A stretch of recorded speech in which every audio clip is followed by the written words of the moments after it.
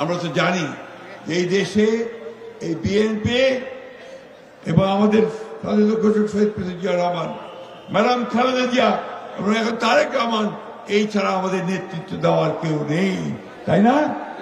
সুতরাং আমরা তাদের সঙ্গে আছি, তাদের সঙ্গেই আমরা এই দেশকে মুক্ত করব। বন্ধুগণ, আজকে এই সংকটে একটা দল তারা এই সংকটকে আরো গভীর সংকটে নিয়ে যাচ্ছে। যখন আমরা সবাই মিলে ওই সংস্কারের সনদ সই করলাম পার্লামেন্টের সামনে 17ই অক্টোবর, এবং কতগুলো অনেকগুলো বিষয়ে একমত হয়ে গেলাম, সই করলাম। এখন হঠাৎ করেই সেই দলটি আজকে বলতে শুরু করেছে না, আমাদের পিআর দরকার। আচ্ছা ভাই, আপনার পিআর কি বোঝেন? পিআর বোঝেন? আমিও বুঝি। একটু জানা শুনলাম, চেষ্টা করলাম, বলে প্রপোর্শনেট রিপ্রেজেন্টেশন, ইংরেজি শব্দ। আমরা যে বাংলাটা বলো, ইংরেজি বুঝি না, তো বাংলাটা বললো আনুপাতিক প্রতিনিধিত্ব। এটা আরো কঠিন। বোঝেন আনুপাতিক প্রতিনিধিত্ব কি? বোঝেন নাকি আপনারা? তো যে জিনিসটা বাংলাদেশের মানুষ বোঝে না, ওই জিনিসটা ঘাড়ের মধ্যে চাপাই দিচ্ছেন ভাই, কার ইঙ্গিতে? কেন আজকে গোলযোগ সৃষ্টি করতেছেন? আপনারা হঠাৎ করে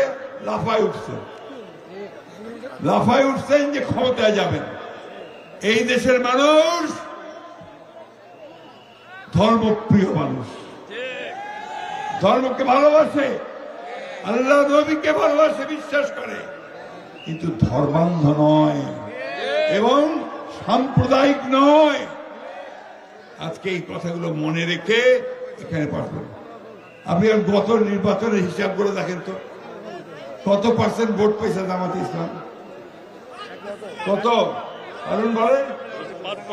5%, তাই না? রাতারাতি লাভ দিয়ে গিয়ে একেবারে 51% হয়ে যাবেন, এইটা মনে করেন না। বাংলাদেশের মানুষ আপনাদেরকে সহজে ভোট দিবে না, কারণ আপনাদেরকে তারা বিশ্বাস করে না।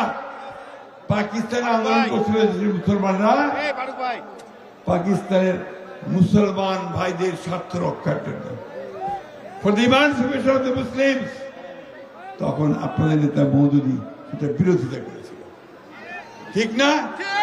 আর আজকে আবার 1971 সালে আমরা যে স্বাধীনতার যুদ্ধ করলাম পাকিস্তানিদের থেকে বের হয়ে আসার জন্য, তখন আমরা, আপনারা শুধু বিরোধিতাই করেন নাই, ওই পাকিস্তান সেনাবাহিনী থেকে হাত মিলিয়ে গণহত্যা করেছেন।